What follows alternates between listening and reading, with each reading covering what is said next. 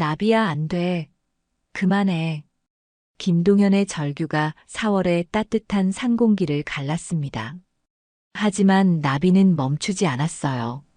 아니, 멈출 수가 없었습니다. 찰칵, 찰칵, 찰칵. 회색 털의 코리안 숏헤어가 미친 듯이 무덤 흙을 긁어댔어요. 흙이 사방으로 튀었고 발톱이 돌멩이에 부딪히는 소리가 날카롭게 울렸습니다. 10달 동안 풀 죽어 있던 녀석이 갑자기 이런 엄청난 힘을 발휘하다니요. 형, 나비가 완전히 이상해. 민수가 놀란 목소리로 소리쳤어요. 아버지 일죽이 성묘를 위해 온 가족이 당황한 채 서 있었습니다. 나비의 눈에는 무언가 절박한 빛이 돌고 있었어요. 마치 반드시 이것을 파내야 한다는 듯이요. 입에서는 거친 숨소리가 새어나왔고 온몸이 긴장으로 떨리고 있었습니다. 나비야, 제발. 수진이 울먹이는 소리로 말했어요. 아버지 무덤을 이렇게 긁어대는 나비의 모습이 너무 충격적이었거든요. 야옹, 야옹. 나비가 낮게 울부짖으며 더욱 격렬하게 흙을 긁었어요. 발톱에서 피가 나기 시작했지만 멈추지 않았습니다. 마치 땅 밑에 무언가 정말 중요한 것이 있다는 걸 확신하는 것 같았어요. 이상해. 이건 정말 이상해. 동현이 중얼거렸어요. 15년간 소아과 의사로 일하면서 아이들의 이상 행동은 많이 봤지만 고양이가 이렇게 광적으로 행동하는 건 처음이었습니다.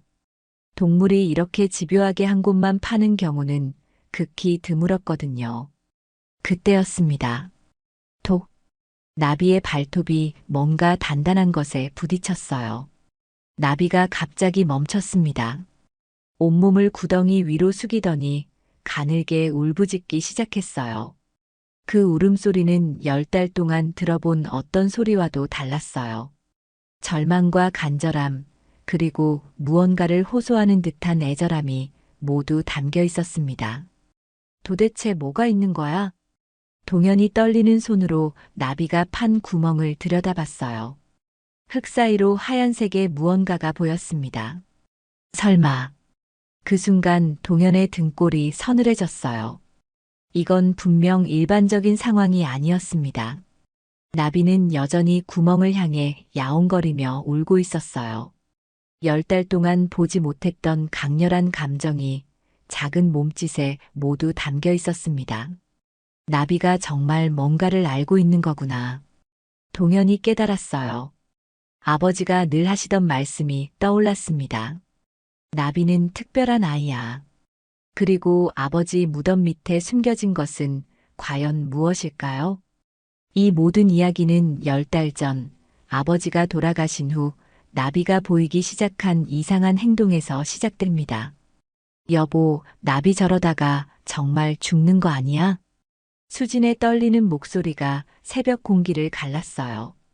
동현은 진료실 유리창 너머로 마당 한구석에 웅크린 나비를 바라보며 깊은 한숨을 내쉬었습니다. 5년 전 아버지가 길에서 다친 새끼 고양이를 데려와 키운 나비였지만 지금은 완전히 다른 고양이가 되어버렸어요.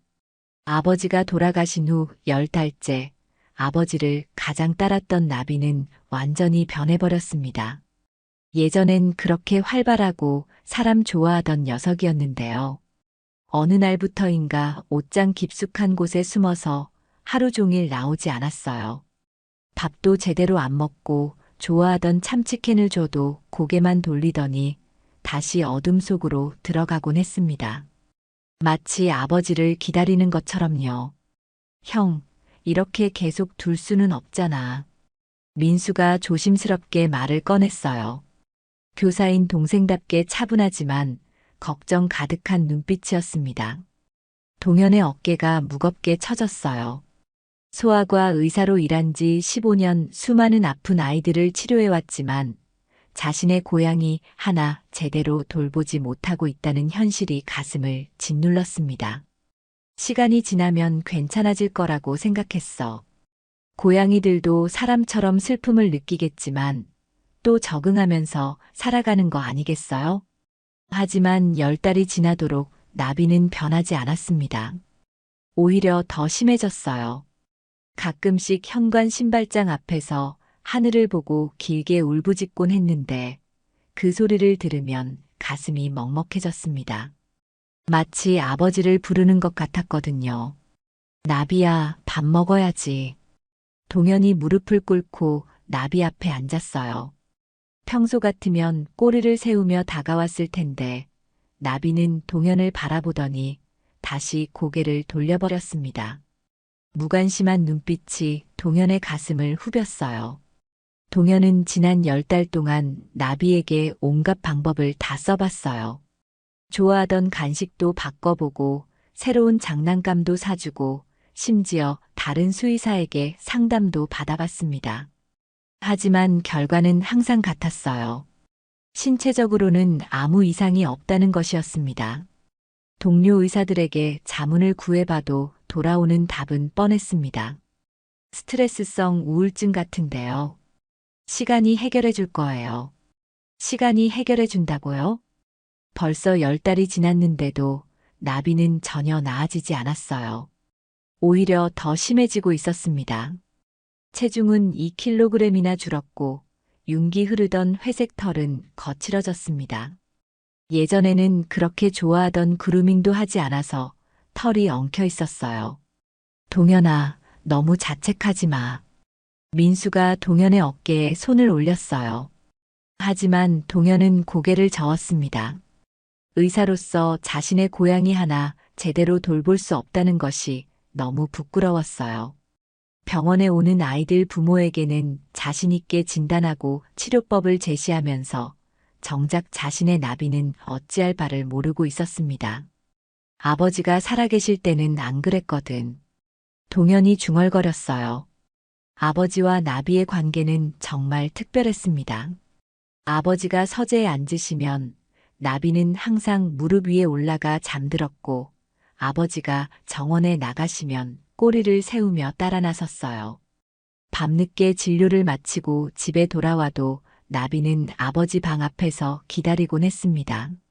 아버지가 기침만 해도 나비는 바로 달려가서 걱정스러운 눈빛으로 아버지를 바라봤어요.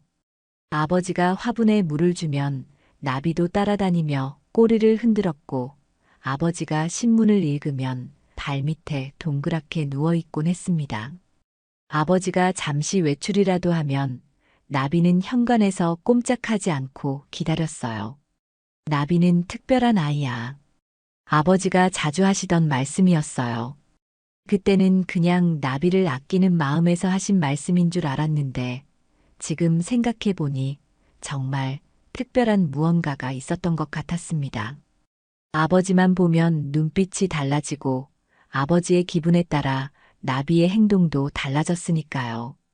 수진아, 오늘 나비 밥은 먹었어? 조금만 먹었어요. 그것도 억지로 먹인 거예요. 수진의 목소리에 걱정이 가득했어요. 간호사인 수진은 나비를 돌보는 일에 동현만큼이나 신경을 썼습니다. 특별히 나비가 좋아하던 참치캔도 여러 종류로 바꿔주고 따뜻한 우유도 타주고 심지어 수제 간식까지 만들어줬지만 소용없었어요. 나비는 겨우 몇 입 먹고는 다시 숨어버리곤 했습니다. 민수야, 솔직히 말해서 나는 정말 모르겠어. 동현이 깊은 한숨을 쉬었어요. 15년간 의사로 일하면서 이렇게 속수무책인 적은 처음이었습니다. 의학 서적도 뒤져보고 해외 논문도 찾아봤지만 나비 같은 케이스는 찾을 수 없었어요. 아버지가 돌아가시기 6개월 전에 정수기모가 간병을 해주셨잖아. 그때는 나비가 정수기모한테도 잘 따랐는데 민수가 말을 꺼냈어요. 그때 생각이 났습니다. 정숙은 정말 헌신적으로 아버지를 돌봐주셨어요. 가정간호사 출신이라 전문적이기도 했고 무엇보다 아버지를 진짜 가족처럼 모셨습니다. 아버지도 정숙을 많이 아꼈고 신기하게도 나비도 정숙에게만은 유독 온순했어요. 그러고 보니 정숙 이모는 어떻게 지내실까? 동현이 궁금해졌어요. 아버지 장례 이후로 연락이 끊어진 상태였습니다. 아버지가 돌아가신 후 정숙은 정말 많이 우셨어요. 자기가 더 잘 돌봐드렸어야 했다며 자책하기도 했고요. 그날 저녁 동현은 진료실에서 혼자 나비의 관찰 일지를 다시 들여다봤어요. 10달 동안 기록한 모든 관찰 내용들이 빼곡히 적혀 있었습니다. 하지만 어디에도 명확한 답은 없었어요. 체중 감소, 식욕 부진, 활동량 저하, 사회성 결여, 수면 패턴 이상, 간헐적 울음. 모든 증상이 반려동물 상실증 후군의 전형적인 모습이었습니다. 하지만 나비의 경우는 뭔가 달랐어요. 단순히 주인을 그리워하는 것 이상의 무언가가 있는 것 같았습니다. 마치 나비가 무언가 중요한 것을 알고 있는데 표현할 수 없어서 답답해하는 것 같았어요. 아버지, 나비가 왜 이러는 걸까요? 동현이 아버지 영정 앞에서 중얼거렸어요. 아버지의 온화한 미소가 동현을 내려다보고 있었습니다. 미소를 보고 있으니 문득 아버지가 나비를 처음 데려오던 날이 생각났어요. 동현아, 이 녀석을 잘 부탁한다. 나중에 꼭 필요한 순간이 올 거야. 그때는 무슨 말씀인지 몰랐는데 지금 생각해보니 예언 같은 말씀이었어요. 아버지는 정말 나비에게 특별한 무언가를 남겨두고 가신 건 아닐까요?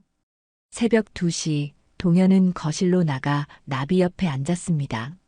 나비는 동현을 힐끔 보더니 다시 허공을 바라봤어요. 차가운 밤 공기가 두 사람을 감쌌습니다. 나비야, 아버지가 그리워? 동현이 조용히 물었어요. 나비의 귀가 살짝 움직였지만 여전히 고개를 돌리지 않았습니다. 동현은 나비의 등을 천천히 쓰다듬었어요. 예전보다 훨씬 말라버린 등뼈가 손에 만져졌습니다. 나도 그리워. 정말 많이. 동현의 목소리가 떨렸어요. 그때 나비가 처음으로 동현을 바라봤습니다. 눈에는 깊은 슬픔과 무언가를 간절히 바라는 듯한 빛이 담겨 있었어요. 뭘 말하고 싶은 거야, 나비야? 하지만 나비는 다시 고개를 돌려버렸습니다. 그리고는 갑자기 하늘을 보고 길게 울부짖기 시작했어요. 울음소리는 평소와 달랐습니다. 더 애절하고 더 간절했어요. 마치 무언가를 간절히 호소하는 것 같았습니다. 동현은 그 순간 깨달았어요. 자신이 의사로서의 지식에만 의존하고 있었다는 것을요. 정작 나비의 마음은 들여다보려 하지 않았다는 것을요. 아버지가 나비는 특별한 고양이라고 하셨던 진짜 의미를 놓쳤습니다. 나비에게는 분명 이해할 수 없는 특별한 능력이 있었어요. 그리고 그 능력이 지금 나비를 괴롭히고 있는 것 같았습니다. 동현은 그날 밤 결심했어요. 의사로서의 접근 방법을 바꿔야겠다고요. 과학적 진단보다는 나비의 마음을 먼저 이해해보겠다고요. 그리고 며칠 후 아버지 일주기 성묘를 앞두고 수진이 제안했어요. 여보, 나비도 데려가는 게 어떨까? 아버지 만나면 기분이 나아질지도 몰라. 그때 동현은 알지 못했습니다.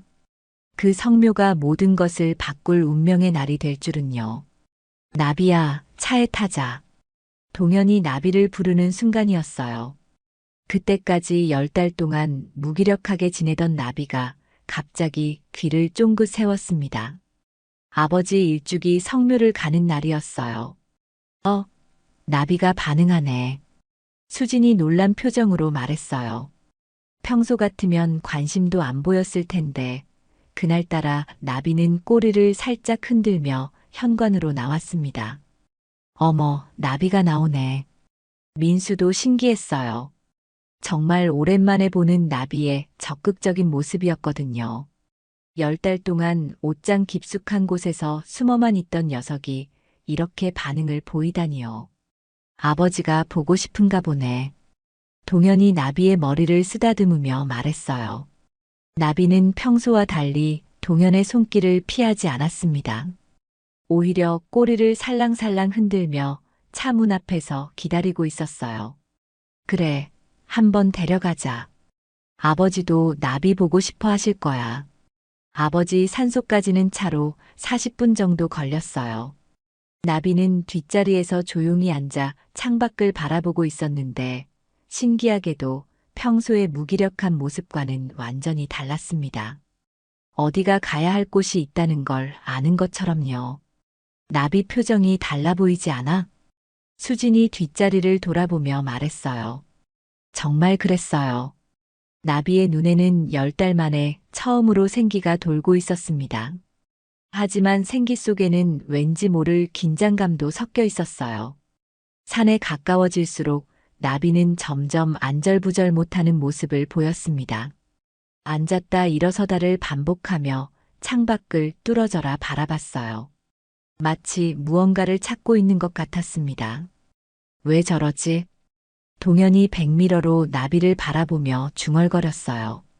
소아과 의사로서 아이들의 행동 변화에 민감한 동현이었지만 나비의 이런 모습은 처음 보는 것이었습니다. 산소에 도착하니 4월의 따뜻한 바람이 불어왔어요. 구름 한 점 없이 맑았습니다. 가족들은 성묘 준비를 하고 나비는 자유롭게 놔뒀죠. 나비야, 아버지한테 인사해야지. 민수가 나비를 보며 말하자 나비가 천천히 무덤 앞에 가더니 가만히 앉아 무덤을 바라보더라고요. 한참을 아무 말도 하지 않고요. 아이고, 우리 나비. 아버지를 좋아했는데 가족들은 모습을 보고 안타까워했어요. 나비가 아버지 무덤 앞에서 얌전히 앉아 있는 모습이 너무나 애처로웠거든요. 마치 아버지와 대화를 나누고 있는 것 같았습니다. 동현은 제사상을 차리기 시작했어요. 아버지가 좋아하시던 음식들을 정성스럽게 올리고 향을 피웠습니다. 수지는 꽃을 정리하고 민수는 잔디 주변을 깨끗이 정돈했어요. 아버지, 저희 왔어요. 나비도 데려왔어요. 10달 동안 아버지 많이 그리워했거든요. 동현이 무덤에 대고 말했어요. 그렇게 성묘 준비를 마저 하고 있는데 갑자기 이상한 일이 벌어졌어요. 나비가 무덤을 미친 듯이 긁기 시작한 거예요. 나비야, 뭐 하는 거야? 동현이 깜짝 놀라서 소리쳤어요. 나비는 앞발톱으로 무덤의 흙을 격렬하게 긁어대며 야옹거리는 소리를 내고 있었습니다. 10달 동안 보지 못했던 엄청난 에너지였어요. 나비 그만해.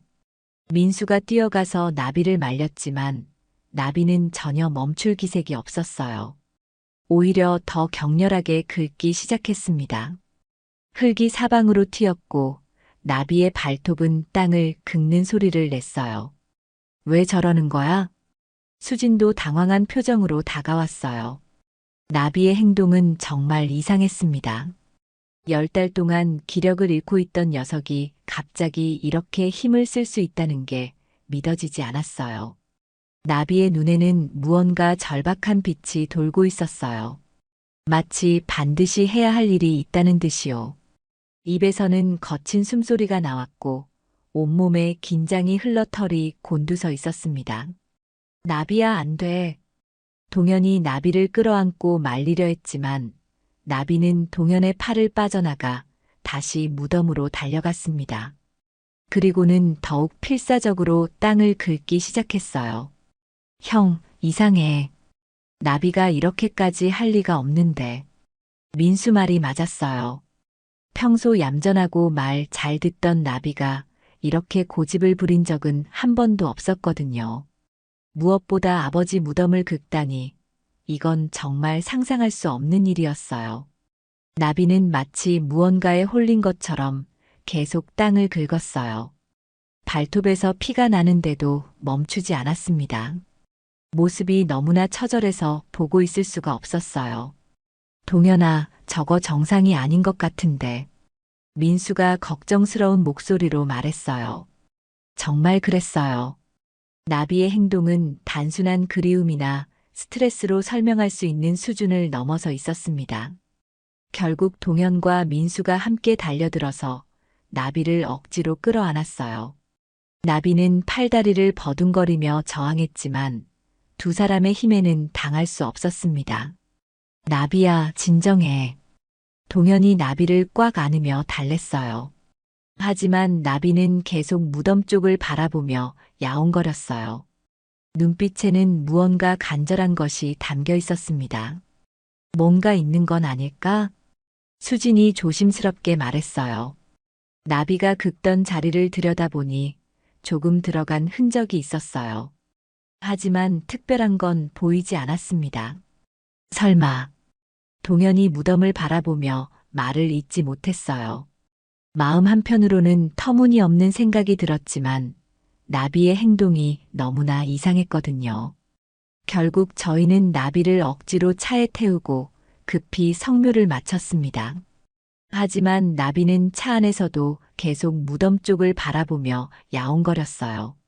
차창에 앞발을 대고 뒤를 돌아보는 모습이 너무나 애절했습니다. 나비야, 왜 그러는 거야? 동현이 나비에게 물어봤지만 나비는 대답할 수 없었어요. 다만 눈에는 무언가를 호소하는 듯한 빛이 가득했습니다. 집에 도착해서도 나비는 계속 이상했습니다. 거실을 빙글빙글 돌면서 헤매더니 갑자기 하늘을 보고 길게 울부짖었어요. 울음소리는 평소와 달랐어요. 더 애절하고 더 간절했습니다. 저 소리가 뭐야? 이웃집에서도 나와서 볼 정도였어요. 나비의 울음소리는 마치 무언가를 간절히 호소하는 것 같았습니다. 10달 동안 들어보지 못했던 강렬한 울음이었어요. 그날 밤 동현은 잠을 이룰 수가 없었습니다. 자꾸만 나비의 모습이 떠올랐어요. 필사적으로 무덤을 긁던 모습, 차 안에서 계속 뒤를 돌아보던 모습, 그리고 애절한 울음소리. 설마 정말 뭔가 있는 건 아니겠지? 하지만 나비의 행동은 너무나 확신에 차 있었어요. 마치 그곳에 반드시 있어야 할 무언가가 있다는 걸 아는 것 같았습니다. 다음 날 저녁, 저희 가족은 한자리에 모였습니다. 다들 어제 나비 행동 봤지? 동현이 먼저 입을 열었습니다. 솔직히 말해서 뭔가 이상해. 수진도 고개를 끄덕였습니다. 아직도 어제 일이 믿어지지 않는다는 표정이었어요. 민수가 조심스럽게 말했습니다. 혹시 아버지 돌아가실 때 뭔가 이상한 점이 있었나? 말에 동현은 잠시 멈칫했습니다. 생각해보니까 아버지가 조금 갑자기 돌아가시긴 했어. 맞아요. 전날까지도 괜찮으셨는데. 의사 선생님은 뭐라고 하셨어? 심장마비라고 했지. 연세도 있으시고 자연스러운 임종이라고. 그때는 그냥 그런 줄 알았어요. 아버지 연세도 많으셨고 큰 병 없이 편안하게 가신 것에 오히려 다행이라고 생각했었거든요. 근데 지금 생각해보니 좀 갑작스럽긴 했어. 그래, 나도 그때 이상하다고 생각했어. 민수도 고개를 끄덕였습니다. 형, 혹시 나비가 뭔가 알고 있는 건 아닐까? 고양이들이 사람보다 감각이 뛰어나다고 하잖아. 수진이 말했습니다. 동물들이 사람이 모르는 걸 안다고 하잖아요. 지진이 일어나기 전에 얘들이 먼저 알아차리는 것처럼. 동현은 깊은 한숨을 쉬었습니다. 의사로서 동물의 특별한 감각에 대해서는 잘 알고 있었어요. 하지만 나비의 행동은 일반적인 범주를 넘어서는 것 같았습니다. 솔직히 말해서 나는 확인해보고 싶어. 동현이 조심스럽게 말을 꺼냈어요. 파묘를 해보는 건 어때? 말이 나오는 순간 식탁 위에 정적이 흘렀습니다. 가족들 사이에서도 의견이 갈릴 수 있는 민감한 문제였습니다. 형, 그럴 필요까지 있을까? 민수가 조심스럽게 물었습니다. 나비의 행동이 수상하긴 했지만 파묘까지 하는 건 너무 큰일 아닌가 싶었어요. 나도 처음엔 그렇게 생각했어. 하지만 그때를 다시 생각해봐. 10달 동안 풀 죽어 있다가 무덤에서 갑자기 그랬던 게 우연일까? 동현의 목소리에 확신이 담겨 있었어요. 다른 게 아니고 나비야. 나비가 얼마나 똑똑한데. 그리고 아버지랑 얼마나 특별한 관계였는데. 민수가 깊은 한숨을 쉬었습니다. 형, 그럼 정말 파묘를 해야 한다는 거야? 나비가 계속 저러면 우리도 마음이 편하지 않을 거야. 우린 계속 이렇게 찝찝하게 살아갈 거라고. 차라리 한번 확인해 보자. 별일 없으면 다시 잘 묻어두면 되지. 민수도 결국 고개를 끄덕였습니다. 그래. 생각해 보니까 형 말이 맞는 것 같아. 아버지한테는 죄송하지만 한번 해보자. 어쩌면 이게 아버지를 위한 일인지도 몰라. 그렇게 해서 저희는 파묘를 결정했습니다. 쉬운 결정은 아니었지만 나비의 이상한 행동을 그냥 넘길 수는 없었어요. 무엇보다 나비가 그렇게 필사적으로 긁으려고 했던 이유가 있을 것 같았거든요. 나비는 특별한 고양이니까. 정말 파묘를 해야 하는 건가요? 장의업체 직원의 조심스러운 물음에 동현은 깊은 한숨을 쉬었어요. 파묘 당일 이른 아침부터 산에는 짙은 안개가 깔려 있었습니다. 4월 중순이었지만 산 위는 여전히 쌀쌀했고 바람 한 점 없이 고요했어요. 네, 부탁드립니다. 동현의 목소리가 떨렸어요. 아버지를 다시 파헤쳐야 한다는 것만으로도 가슴이 아팠거든요. 하지만 나비의 필사적인 모습을 잊을 수가 없었습니다. 동현과 수진 그리고 민수가 함께 산소로 향했습니다. 산소에 도착하자 장의업체 직원들이 이미 와 있었어요. 삽과 각종 도구들을 준비해두고 저희를 기다리고 있었습니다. 안녕하세요. 파묘 신청하신 김동현 씨 맞으시죠? 네, 맞습니다. 네, 그럼 시작하겠습니다. 장의업체 직원들이 조심스럽게 봉분의 흙을 걷어내기 시작했습니다. 한 삽 한 삽 뜰 때마다 동현의 심장이 두근거렸어요. 정말 뭔가 나올까? 아니면 그냥 평범한 무덤일까? 동현아, 괜찮아? 민수가 창백해진 동현의 얼굴을 보며 걱정스럽게 물었어요. 동현은 고개를 끄덕였지만 손은 계속 떨리고 있었습니다. 나비가 그렇게까지 했으니까 분명 뭔가 있을 거야. 수진이 동현의 손을 꽉 잡으며 말했어요. 하지만 수진의 손도 차갑게 식어 있었습니다. 그런데 무덤을 판 지 어느 정도 지났을 때 장의업체 직원들이 뭔가를 발견하고 멈칫했어요. 이건 뭐지? 직원 한 명이 고개를 갸우뚱하며 말했어요. 장의업체 직원들은 아버지 관 위치보다 조금 옆을 파더니 놀란 눈으로 뭔가를 계속 확인했어요. 뭐가 나왔나요? 무슨 일 있어요? 동현이 다가가서 물었습니다. 가슴이 쿵쾅거렸어요. 정말 나비가 맞았던 걸까요? 나무 상자가, 여기 작은 나무 상자가 있는데요. 뭐라고요? 동현은 깜짝 놀라서 무덤을 들여다봤어요. 정말로 작은 나무 상자가 있었습니다. 손바닥 크기 정도의 갈색 상자였어요. 이거 혹시 가족들이 알고 있는 건가요? 아니요. 저희는 나무 상자를 묻은 적이 없어요. 동현의 목소리가 높아졌어요. 이게 무슨 일인가 싶었거든요.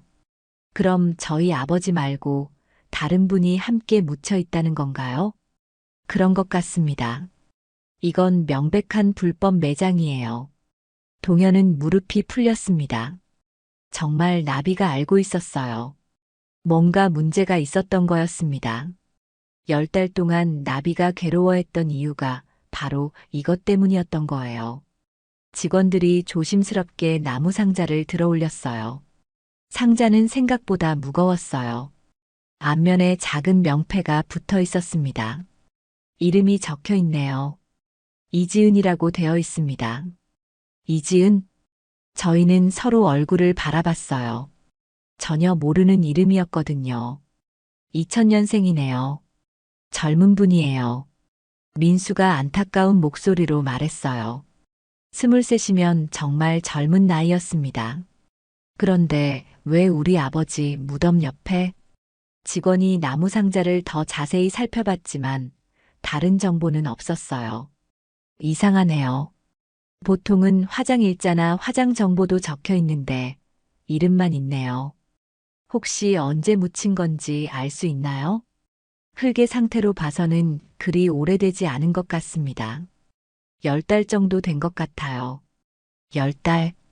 그럼 아버지가 돌아가신 직후라는 말이었어요. 동현의 머릿속이 복잡해졌습니다.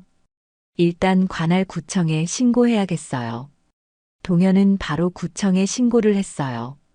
담당자가 현장에 도착하는 데는 40분 정도 걸렸습니다. 신고하신 분이 김동현 씨죠? 네, 맞습니다. 담당자가 상황을 확인하고 사진을 찍었어요. 나무 상자도 증거물로 임시 보관하기로 했습니다. 이지은이라는 분에 대해서 아시는 게 있으신가요? 전혀 모르겠어요. 처음 듣는 이름이에요. 동현이 고개를 저었어요.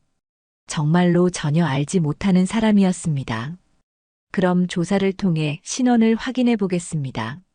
며칠 시간이 걸릴 수 있어요.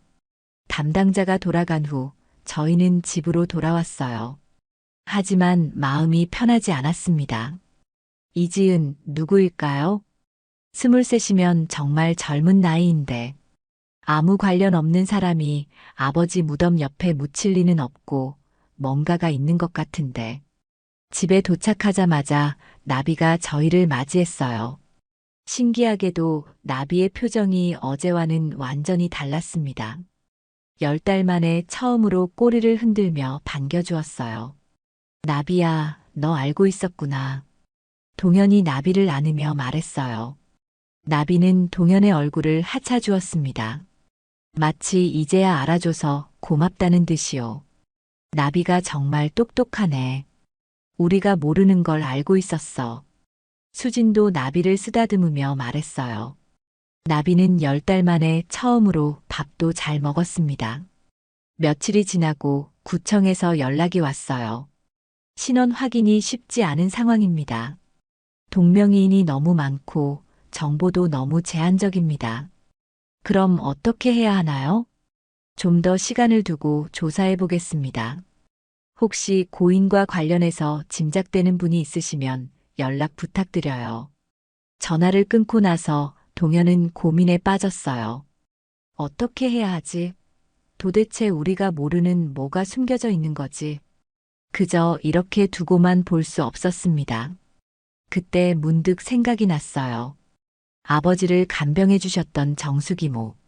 정숙은 마지막까지 아버지를 가장 가까이에서 돌봐주신 분이에요. 아버지 간병에 최선을 다해주신 저희에겐 정말 고마운 분이자 가족 같은 분이었습니다. 혹시 아버지가 정숙에게 뭔가를 말하지 않았을까요? 아니면 정숙이 뭔가를 알고 있는 건 아닐까요? 민수야, 정숙이모 연락처 있지? 응, 있어. 왜? 혹시 정숙이모가 뭔가 알고 있을지도 몰라. 아버지를 가장 가까이에서 돌봐주셨잖아. 민수도 고개를 끄덕였어요. 맞아. 한번 물어보자.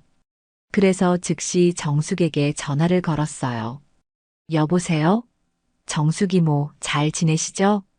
아, 동현 씨. 오랜만이네요. 어쩐 일이세요? 정숙의 목소리에 반가움이 담겨 있었어요. 하지만 뭔가 조심스러운 기색도 느껴졌습니다. 정숙이모, 혹시 시간 괜찮으시면 저희 집에 좀 와주실 수 있어요? 아버지 관련해서 여쭤볼 게 있어서요. 아버님 관련해서요? 무슨 일인데요? 정숙의 목소리에 약간의 긴장감이 섞였어요. 뭔가 예상하고 있었던 것 같은 느낌이었습니다. 전화로는 설명하기 어려워서요. 와주시면 자세히 말씀드릴게요. 별로 급한 건 아니니까 편하실 때 오세요. 그럼 조만간 갈게요. 며칠 후 정숙이 저희 집을 찾았어요. 동현 씨, 저 왔어요. 동현이 일어나서 마중 나가려는데 나비가 갑자기 귀를 쫑긋 세우더니 현관으로 뛰어나갔어요. 대문을 열고 정숙이 들어왔고 나비와 정숙은 눈을 마주쳤어요. 그런데 그 순간 놀라운 일이 벌어졌습니다. 정숙의 얼굴이 확 밝아진 거예요. 어머, 나비야. 잘 지냈니? 정숙이 반갑게 소리치며 손을 내밀었어요. 나비는 꼬리를 살랑살랑 흔들며 정숙에게 달려가더니 다리에 몸을 비비기 시작했습니다. 나비야, 정숙 이모가 그렇게 좋아? 동현이 웃으며 말했어요. 10달 동안 누구에게도 애교를 부리지 않던 나비가 정숙에게만은 이렇게 반가워하다니요. 우리 나비가 얼마나 기특한지 몰라요. 제가 아버님 돌봐드릴 때 항상 옆에서 도와줬거든요. 정숙이 나비를 쓰다듬으며 정말 반가워하셨어요. 아이고, 여전히 예쁘네. 우리 나비. 들어오세요, 정숙 이모. 저희는 거실로 들어갔어요. 정숙은 평소와 다름없이 편안한 모습이었습니다. 민수와 수진과도 인사를 나누었어요. 정말 오랜만에 만나는 거라 다들 반가워했습니다. 그런데 무슨 일이세요? 아버님 관련해서 여쭤볼 게 있다고 하셨는데. 정숙이 물었어요. 동현은 어떻게 시작해야 할지 망설였어요. 너무 갑작스럽게 말하면 놀라실 것 같았거든요. 사실은 얼마 전에 나비가 아버지 산소에서 계속 이상한 행동을 하더라고요. 그래서 파묘를 했는데 말을 하는 순간 정숙의 얼굴색이 순간적으로 변했어요. 밝았던 표정이 사라지고 뭔가 긴장한 듯한 기색이 스쳤습니다. 파묘요? 네, 나비가 자꾸 무덤을 긁으려고 해서 이상해서 확인해 봤는데 동현이 조심스럽게 말을 이어갔습니다. 아버지 무덤 옆에서 나무 상자가 나왔어요. 이지은이라는 그 순간이었습니다. 정숙이 갑자기 쿵 소리를 내며 의자에 주저앉으셨어요. 정숙이 모. 동현이 깜짝 놀라서 일어났습니다. 정숙이 갑자기 의자에서 몸을 앞으로 숙인 채 앉으신 거예요. 왜 그러세요? 어디 아프세요? 하지만 정숙은 고개를 푹 숙인 채 떨리는 목소리로 말씀하셨어요. 정말 죄송합니다. 네. 정숙의 눈에서 눈물이 흘러내리기 시작했어요. 제가 잘못했어요. 정숙 이모, 무슨 말씀이세요? 일단 진정하세요. 동현이 정숙을 부축해서 안정시키려 했지만 정숙은 계속 고개를 숙이고 계셨어요. 안 돼요. 저는 죄인이에요. 정숙 이모, 침착하세요. 무슨 일인지 천천히 말씀해 주세요. 옆에 있던 민수와 수진도 놀란 표정으로 정숙을 바라보고 있었어요. 정숙은 한참을 울다가 고개를 들어 저희를 바라봤어요. 눈에는 깊은 후회와 절망이 가득했습니다. 그거 제가 묻은 거예요. 뭐라고요? 이지은, 제가 묻었어요. 정숙이 다시 고개를 숙이며 울기 시작했어요. 동현은 잠시 말을 잃었습니다. 왜 그런 일을? 동현이 조심스럽게 물었습니다. 이유가 있으신 거죠? 정숙 이모가 아무 이유 없이 그렇게 하시지 않을 걸 알아요. 괜찮으니까 진정하시고 천천히 얘기해 보세요. 정숙은 한참을 울다가 떨리는 목소리로 대답했어요. 이지은은 제 딸이에요. 그 순간 거실에 정적이 흘렀습니다. 정숙에게 딸이 있었다는 것도 처음 듣는 얘기였어요. 지은이는 태어날 때부터 신장에 문제가 있어서 어릴 때부터 병원을 다니며 살아왔어요. 정숙의 목소리가 더욱 떨렸어요. 7살 때 첫 수술, 14살 때 두 번째 수술, 고등학교 3학년 때 응급수술. 지은이의 어린 시절은 거의 병원에서 보냈다고 해도 과언이 아니었어요. 동현은 가슴이 먹먹해졌어요. 의사로서 아픈 아이들을 많이 봤지만 어린아이가 그렇게 고생했다는 이야기는 들을 때마다 마음이 아팠거든요. 지은이 아버지는 지은이가 11살 때 교통사고로 세상을 떠났어요. 그때부터 저는 혼자서 아픈 딸을 키워야 했습니다. 정숙의 눈물이 뺨을 타고 흘러내렸어요. 남편이 남겨놓은 보험금과 집까지 팔아가며 지은이의 병원비를 댔어요. 그럼에도 병원비가 부족해서 간병일, 청소일, 닥치는 대로 일했습니다. 그럼 정숙 이모가 우리 아버지 간병하실 때도, 네, 그때도 지은이는 병원에 있었어요. 지은이는 참 착한 아이였어요. 엄마 걱정할까봐 아프다는 소리 안 했거든요. 정숙이 잠시 말을 멈추고 눈물을 닦았어요. 지은이는 간호대학에 진학했어요. 자신처럼 아픈 사람들을 돌보는 간호사가 되고 싶다고 했습니다. 엄마, 내가 간호사가 되면 엄마는 이제 일 안 하셔도 돼요. 정숙의 목소리가 더욱 떨리기 시작했어요. 하지만 세상은 호락호락하지 않았어요. 졸업을 앞두고 있던 어느 날 지은이가 쓰러진 겁니다. 어머. 수진이 손으로 입을 막았어요. 응급실로 달려갔을 때 의사는 신장 상태가 급격히 악화됐다고 했어요. 즉시 신장 이식 수술이 필요하지만 성공 확률은 40%도 안 된다고 했습니다. 정숙의 목소리가 점점 작아졌어요. 그리고 수술비는 3,800만 원이었어요. 3,800만 원? 민수가 놀란 목소리로 말했어요. 저는 망설일 시간도 없었어요. 돈이 없어도 일단 수술부터 받게 해달라고 의사에게 매달렸습니다. 저희 딸 살려주세요. 돈은 제가 어떻게든 마련할게요. 정숙이 흐느끼기 시작했어요. 하지만 병원에서는 수술비 선납을 요구했어요. 이미 밀린 병원비까지 합쳐서 총 5,200만 원을 먼저 내야 한다는 거였습니다. 5,200만 원. 동현이 중얼거렸어요. 그 큰 돈을 어떻게 마련했을까요? 저는 그 길로 사채업자를 찾아갔어요. 이자가 상당했지만 딸의 생명 앞에서는 그런 것도 중요하지 않았습니다. 집에 있던 모든 것을 담보로 잡히고 손에 피가 나도록 도장을 찍었어요.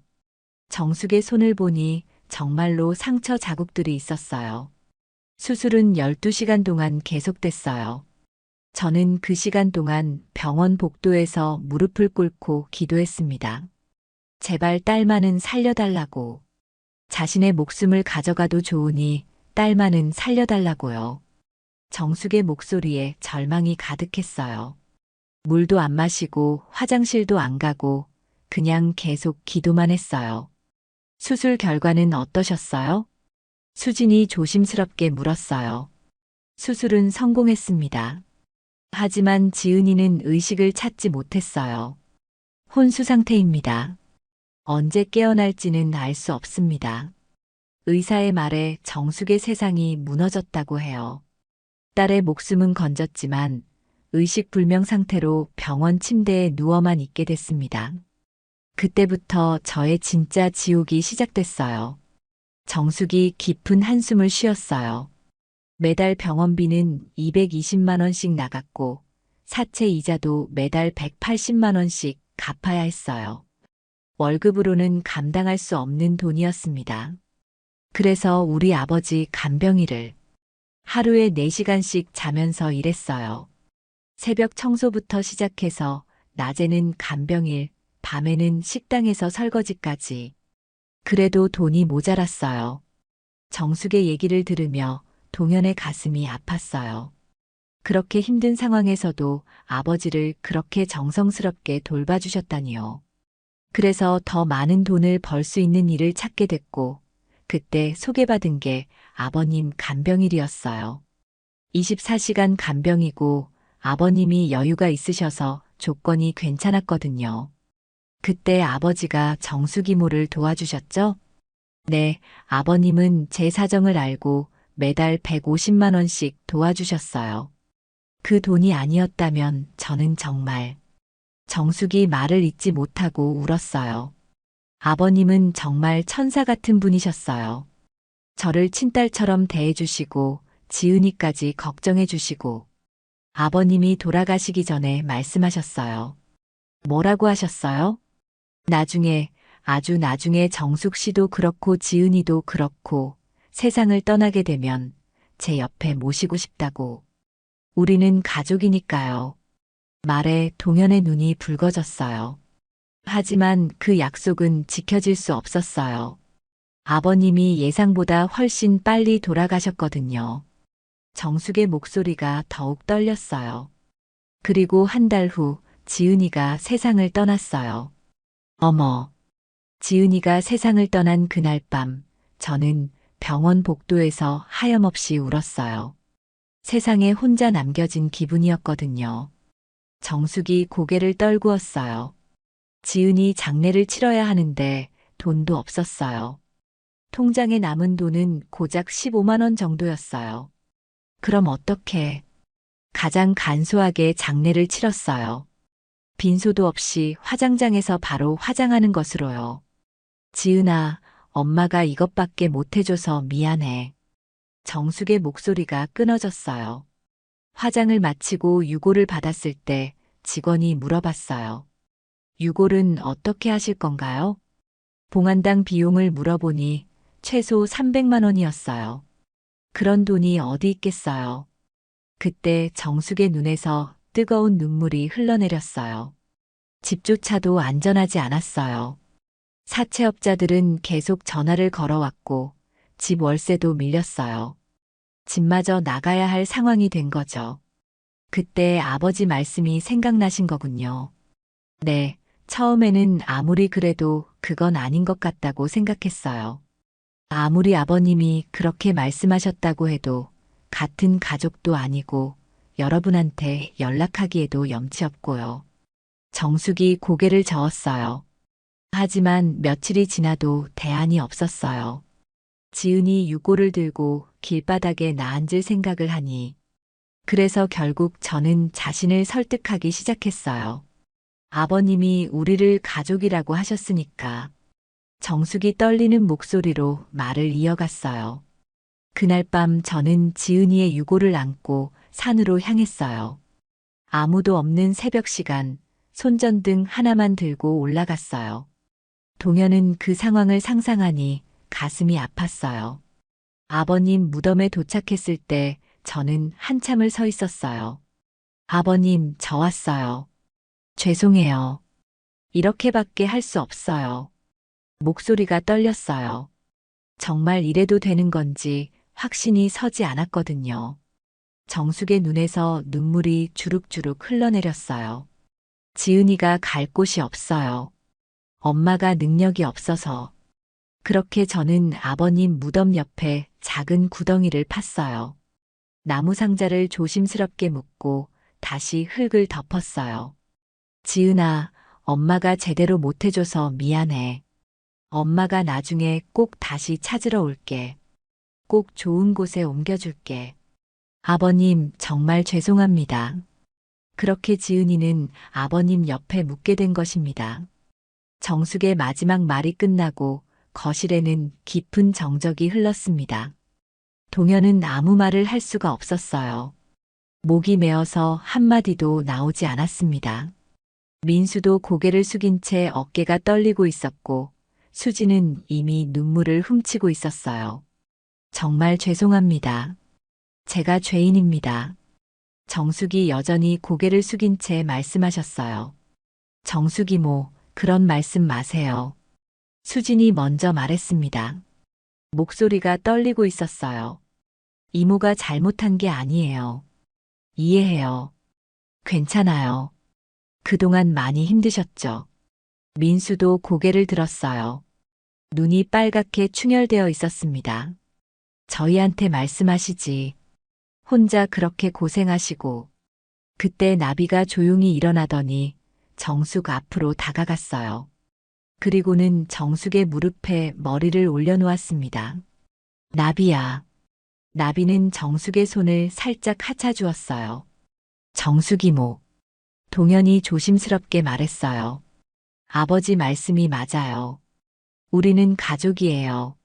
지은이도 우리 딸이나 마찬가지예요.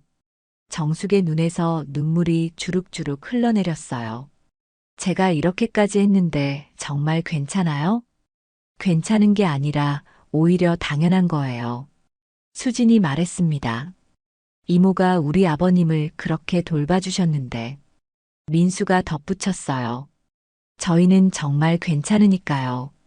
아버지 무덤 옆에 지은이를 두어요. 그럼 지은이도 외롭지 않을 거고 아버지가 잘 돌봐주실 거예요. 그 말에 정숙은 더욱 큰 소리로 울기 시작했어요. 감사해요. 정말 감사해요. 저희도 모두 울었어요. 그 감동적인 순간에 눈물을 참을 수 있는 사람은 아무도 없었습니다.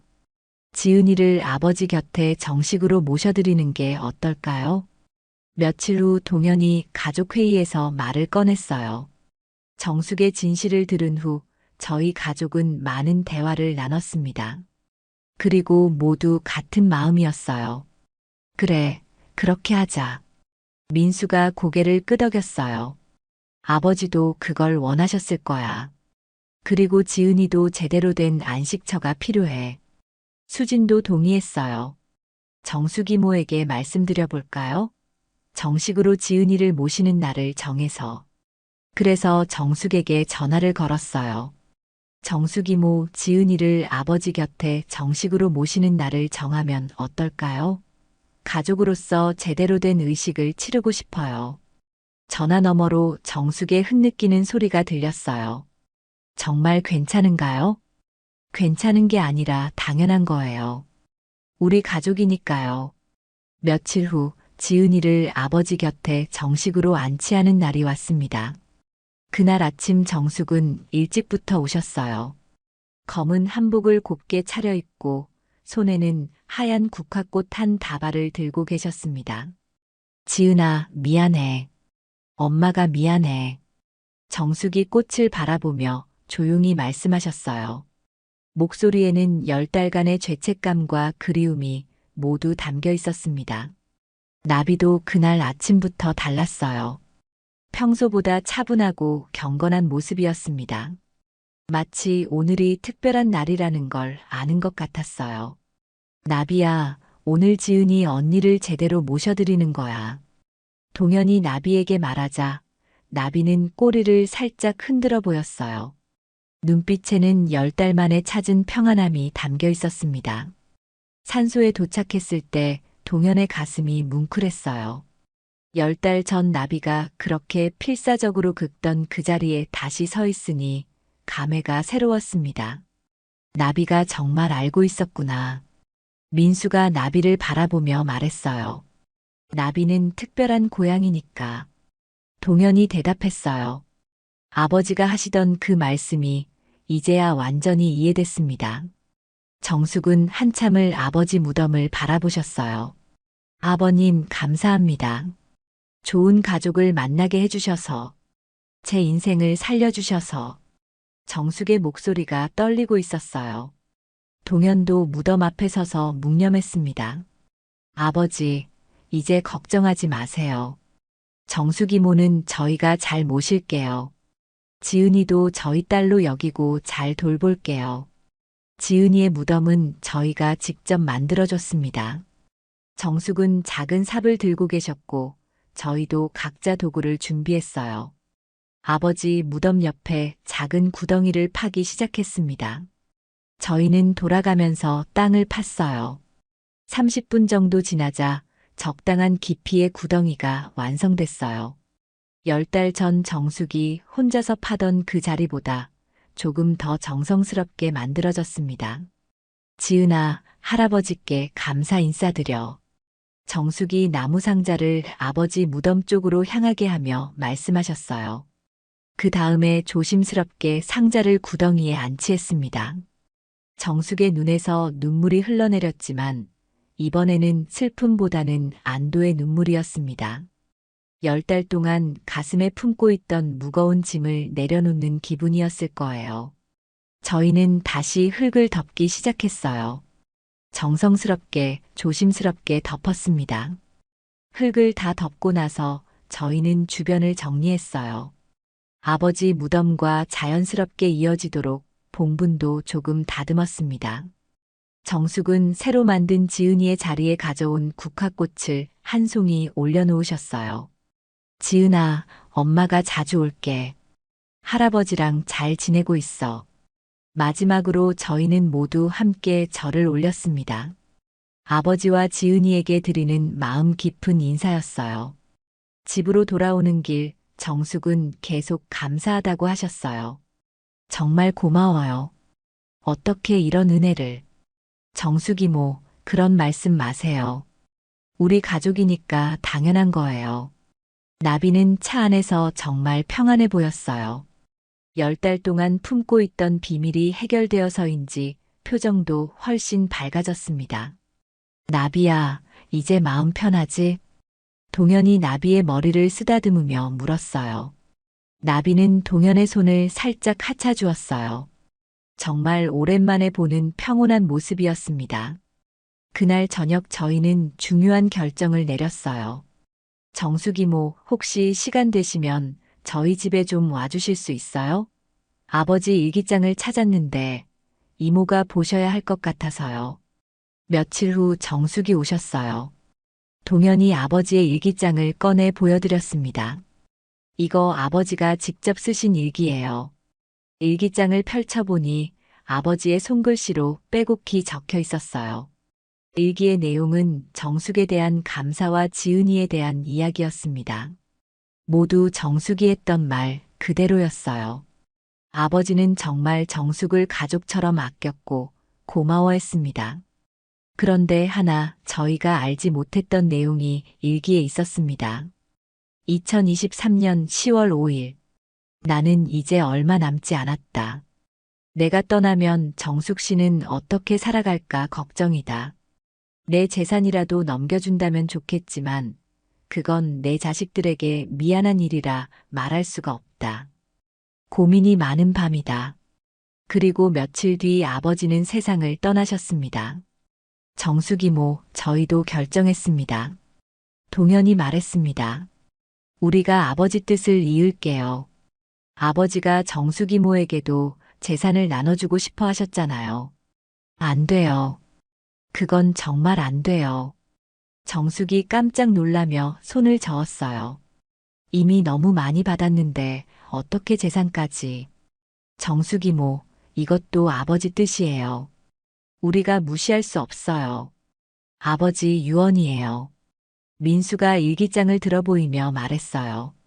정숙 이모 거절하시면 오히려 아버지가 서운해하실 거예요. 이모는 정말 저희보다도 아버지를 잘 돌봐주셨어요. 그런 이모 때문에 저희도 든든했고요. 그리고 아버지뿐만 아니라 저희도 정숙 이모를 가족처럼 생각해요. 그런 이모가 이렇게 힘든데 저희가 도와야죠. 결국 정숙은 저희의 강력한 권유에 못 이겨 받기로 하셨어요. 물론 재산의 일부였지만 정숙이 앞으로 숨통이 트일 정도의 금액이었습니다. 정말 감사해요. 어떻게 이런 은혜를. 정숙 이모, 그렇게 고마우면 열심히 사셔서 저희한테 다 돌려주세요. 정숙은 그 자리에서 한참을 울며 고마워하셨어요. 그로부터 몇 주가 지났습니다. 정숙은 아버지의 유산 일부를 받으신 후 사채빚도 모두 갚으시고 작은 아파트도 마련하셨습니다. 하지만 무엇보다 달라진 건 정숙의 표정이었어요. 이제서야 편안한 미소를 보이셨습니다. 정말 꿈만 같아요. 정숙이 저희 집에 놀러 오셔서 말씀하셨어요. 이런 날이 올 줄 누가 알았겠어요. 그리고 저희는 또 하나의 제안을 했어요. 정숙 이모, 혹시 나비와 함께 지내실 생각 없으세요? 네. 나비요? 정숙이 깜짝 놀라셨어요. 저희가 워낙 바빠서 나비가 낮에 혼자 있는 시간이 많거든요. 그리고 이모도 혼자 계시고 나비도 이모를 정말 좋아하고 이모도 외롭지 않으실 테고 서로에게 좋을 것 같아서요. 정숙은 나비를 바라보셨어요. 나비는 마치 대화 내용을 알아듣는 것처럼 정숙 곁에 다가가서 앉았습니다. 나비야, 이모랑 같이 살래? 정숙이 나비에게 물어보셨어요. 나비는 꼬리를 흔들며 정숙의 손을 하차주었어요. 마치 그럼요라고 대답하는 것 같았습니다. 어머, 봐요. 나비가 좋다고 하네요. 네, 좋아요. 저도 나비와 함께 있으면 정말 좋을 것 같아요. 그렇게 해서 나비는 정숙과 함께 살게 되었습니다. 나비가 떠나는 날, 저희는 모두 아쉬웠지만 한편으론 안심이 되기도 했어요. 나비야, 정수기모 잘 모셔드려. 동현이 나비의 머리를 쓰다듬으며 말했어요. 나비는 동현의 얼굴을 빤히 바라보더니 작게 울었어요. 알겠다는 듯이요.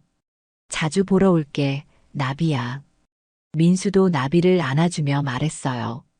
동현 씨, 민수 씨, 수진 씨, 정말 감사해요. 이제 저도 가족이 생겼네요. 그날 이후 정숙과 나비는 정말 행복하게 지냈어요.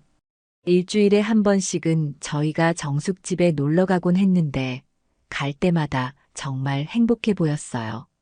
어머, 나비야, 산책하자. 정숙이 말씀하시면 나비는 신이 나서 꼬리를 흔들며 따라갔어요. 나비가 정말 건강해졌네요. 동현이 말했어요. 나비의 털도 윤기가 흐르고 표정도 훨씬 밝아졌어요. 저도 나비 덕분에 매일이 즐거워요. 아침에 일어나면 나비가 반겨주고 저녁에도 함께 있어주고 정말 외롭지 않아요. 그리고 산책도 매일 하게 되니까 건강해진 것 같아요. 나비야, 정수기모가 좋아? 수진이 나비에게 물어봤어요. 나비는 꼬리를 흔들며 정숙을 바라봤어요.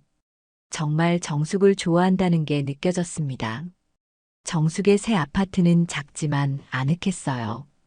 거실 한쪽에는 나비를 위한 공간이 마련되어 있었고 창가에는 나비가 좋아하는 햇볕이 잘 들었습니다. 나비가 여기 창가를 제일 좋아해요. 하루 종일 여기 앉아서 밖을 구경하거든요. 정숙이 웃으며 말씀하셨어요. 정말로 나비는 창가에 앉아 편안한 표정으로 밖을 바라보고 있었어요. 10달 동안 보지 못했던 평온한 모습이었습니다. 그런데 정숙이모, 요즘 뭐 하고 지내세요? 저요? 이제 여유가 생기니까 하고 싶었던 것들을 하고 있어요. 정숙의 얼굴이 밝아졌어요. 독서도 하고 요리도 새로 배우고 그리고 나비랑 산책하면서 동네 사람들이랑도 친해졌어요. 정말 좋으시겠어요. 네, 지은이가 세상을 떠나고 나서는 정말 어떻게 살아야 할지 모르겠더라고요. 그런데 이제는 매일이 감사해요. 정숙의 목소리에 진심이 담겨 있었어요. 아버님과 여러분을 만나지 못했다면 저는 정말 어떻게 됐을지 몰라요. 그때 나비가 정숙의 무릎 위로 올라갔어요. 그리고는 편안하게 몸을 동그랗게 말고 잠들기 시작했습니다. 나비가 정말 편안해 보이네요. 동현이 미소 지으며 말했어요. 처음에는 걱정했는데 이렇게 잘 지내니까 정말 다행이에요. 저도 나비 덕분에 새로운 삶을 시작할 수 있었어요. 지은이도 하늘에서 기뻐할 것 같아요. 정숙이 나비의 머리를 부드럽게 쓰다듬으며 말씀하셨어요. 엄마가 이렇게 행복하게 지내고 있다고 말이에요. 며칠 후 정숙에게서 전화가 왔어요. 동현 씨, 혹시 시간 되시면 같이 지은이 성묘 가실 수 있을까요? 물론이죠. 언제 갈까요? 이번 주말이 어떠세요? 날씨도 좋고. 좋아요. 저희도 아버지 안부 여쭤보고 싶었어요. 그 주말 저희는 모두 함께 산소를 향했어요. 정숙과 나비, 그리고 저희 가족 모두가 함께였어요. 차 안에서 나비는 정말 편안해 보였어요. 예전처럼 안절부절 못하거나 불안해하지 않았습니다. 오히려 창밖 풍경을 즐기는 것 같았어요. 나비가 정말 달라졌네요. 민수가 말했어요. 예전에는 산에 갈 때마다 긴장했는데 이제는 정말 편안해 보여요. 산소에 도착했을 때 무덤 주변에는 작은 들꽃들이 피어 있었어요. 지은이의 무덤 위에도 예쁜 꽃들이 자라고 있었습니다. 어머, 꽃이 이렇게 많이 폈네요. 정숙이 신기해 하셨어요. 지은이가 좋아하는 꽃들 같아요. 저희는 무덤 앞에서 간단한 차례를 지냈습니다. 정숙이 준비해온 지은이가 좋아하던 음식들을 올리고 새로 가져온 꽃들도 놓았어요. 지은아, 엄마 왔어. 잘 지내고 있지? 정숙이 지은이 무덤에 대고 말씀하셨어요. 엄마가 이제 정말 행복하게 지내고 있어. 좋은 분들을 만나서 가족이 됐거든. 그리고 나비도 엄마랑 같이 살고 있어. 나비가 엄마를 정말 잘 돌봐줘. 나비는 두 무덤 사이에 앉아서 조용히 있었어요. 예전처럼 긁거나 우는 것이 아니라 그냥 평온하게 앉아 있었습니다. 아버지, 저희도 잘 지내고 있어요. 동현이 아버지 무덤에 말했어요. 정숙 이모와 나비도 정말 행복하게 지내고 있고, 지은이도 아버지가 잘 돌봐주고 계시죠? 그때 바람이 살랑 불어왔어요. 무덤 위의 꽃들이 바람에 흔들리면서 정말 아름다운 모습을 보여줬어요. 마치 아버지와 지은이가 대답하는 것 같았습니다. 성묘를 마치고 집으로 돌아오는 길, 정숙이 말씀하셨어요. 정말 고마워요. 지은이도 이제 외롭지 않을 것 같아요. 저희도 마음이 편해요. 아버지도 지은이와 함께 계시니까 덜 외로우실 거예요. 그리고 정숙 이모도 이제 가족이니까요. 나비는 차 안에서 정말 평온해 보였어요. 창밖을 바라보며 편안하게 있었습니다. 나비야, 이제 정말 행복하지? 정숙이 나비에게 물어보셨어요. 나비는 작게 울어 대답했어요. 그 울음소리는 예전의 애절한 울음과는 완전히 달랐어요. 만족스럽고 평온한 소리였습니다. 그날 이후로 저희는 한 달에 한 번씩 함께 성묘를 갔어요. 정숙과 나비, 그리고 저희 가족이 모두 함께요. 매번 갈 때마다 무덤 주변에는 새로운 꽃들이 피어 있었고, 나비는 점점 더 건강해졌습니다. 정숙도 날이 갈수록 밝아지셨어요. 새로운 취미도 생기고, 동네에서 친구들도 사귀셨습니다. 요즘 어떻게 지내세요? 어느 날 저희가 물어보니 정숙이 웃으며 대답하셨어요. 정말 행복해요. 매일 아침 일어나면 나비가 반겨주고 산책도 하고 새로운 사람들도 만나고 그리고 무엇보다 마음이 편해요. 지은이가 좋은 곳에 있다는 것을 알고 있으니까요. 아버님과 함께 있으니까 지은이도 외롭지 않을 테고 저도 안심이 돼요. 정숙의 얼굴에는 진짜 평안함이 깃들어 있었어요. 그때 나비가 정숙의 무릎 위에 올라가서 그루밍을 시작했어요. 예전에 아버지와 함께 있을 때처럼 편안하고 자연스러운 모습이었습니다. 나비도 정말 좋아 보여요. 수진이 말했어요. 털도 윤기가 나고 표정도 밝고 저도 나비 덕분에 많이 달라졌어요. 정숙이 나비를 보며 말씀하셨어요. 나비가 제 삶에 새로운 활력을 줬어요. 혼자였다면 정말 외로웠을 텐데. 그렇게 시간이 흘러 1년이 지났습니다. 어느새 아버지 이주기가 다가왔어요. 그동안 저희 가족에게는 정말 많은 변화가 있었어요. 정숙은 이제 완전히 저희 가족의 일원이 되셨고, 나비는 정숙과 함께 정말 행복하게 지내고 있었습니다. 무엇보다 모든 비밀이 밝혀지고 모든 갈등이 해결되어서 마음이 편안했어요. 벌써 2년이 지났다니. 동현이 중얼거렸어요. 정말 많은 일이 있었네요. 그래도 모든 게 잘 해결돼서 다행이야. 민수가 말했어요. 아버지도 기뻐하실 거야. 정숙 이모와 지은이를 가족으로 받아들인 것을. 아버지 이주기 성묘 전날 밤 저희는 모두 정숙 집에 모였어요. 내일이 아버님 이주기네요. 동현이 말했습니다. 벌써 2년이 지났다니 정말 시간이 빠르네요. 그러게요. 정말 많은 일이 있었어요. 정숙이 나비를 쓰다듬으며 말씀하셨어요. 나비는 정숙의 무릎에 머리를 기대고 편안하게 있었어요. 정말 평화로운 모습이었습니다. 나비야, 내일 할아버지 만나러 가자. 정숙이 나비에게 말씀하셨어요. 나비는 꼬리를 살짝 흔들어 보였어요. 아직도 아버지를 기억하고 있는 것 같았습니다. 그날 밤 저희는 지난 2년을 돌아보며 많은 이야기를 나눴어요. 나비의 이상한 행동에서 시작된 모든 일들, 정숙과 지은이를 가족으로 받아들이게 된 과정, 그리고 지금의 행복한 모습까지. 정말 나비가 없었다면 이런 일은 일어나지 않았을 거예요. 수진이 말했어요. 나비가 진짜 특별한 고양이였네요. 아버지 말씀이 맞았어요. 동현이 나비를 바라보며 말했어요. 나비는 정말 특별한 고양이야. 다음 날 아침, 저희는 모두 함께 산소를 향했습니다. 정숙과 나비, 그리고 저희 가족 모두가 함께였어요. 4월의 산은 정말 아름다웠어요. 곳곳에 봄꽃들이 피어 있고 새들이 지저귀는 소리가 들렸습니다. 정말 좋은 날씨네요. 아버님도 기뻐하실 것 같아요.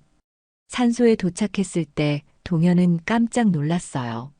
무덤 주변에 작은 들꽃들이 가득 피어 있었거든요.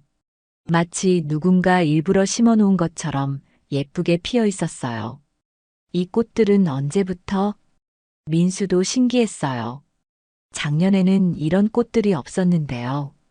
자연적으로 피어난 것 같네요. 정말 예쁘네요.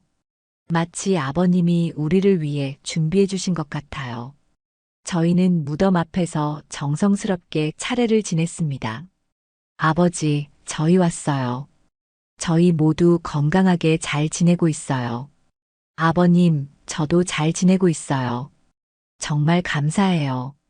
정숙도 말씀하셨어요.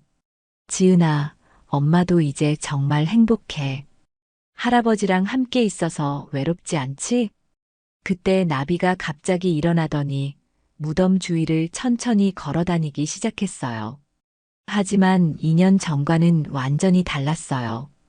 불안해하거나 긁으려고 하는 게 아니라 그냥 평온하게 걸어 다니는 거였어요. 나비가 인사하는 것 같네. 민수가 말했어요. 나비는 무덤을 한 바퀴 돌더니 저희 앞으로 왔어요. 그리고는 무덤을 향해 앉아서 잠시 가만히 있었습니다. 아버님, 나비가 인사드려요. 정숙이 말씀하셨어요. 나비야, 할아버지한테 잘 지낸다고 말씀드려. 나비는 한 번 더 짧게 울었어요. 정말 말하는 것 같았습니다. 그 순간 바람이 살랑 불어왔어요. 무덤 위의 들꽃들이 바람에 흔들리면서 정말 아름다운 모습을 보여줬어요. 마치 아버지가 대답하시는 것 같았습니다. 잘했다, 모두 잘했다. 한참을 그렇게 있다가 저희는 일어났어요. 이제 가야겠네요. 아버지, 지은아, 저희 갈게요. 또 올게요. 나비도 마지막으로 무덤을 바라보더니 고개를 숙였어요. 정말 인사하는 것 같았습니다. 집으로 돌아오는 길, 저희는 모두 마음이 따뜻했어요. 정말 좋은 성묘였네요. 마음이 정말 편해졌어요. 저희도요. 나비는 차 안에서 정말 평안해 보였어요. 창밖을 바라보며 편안하게 있었습니다.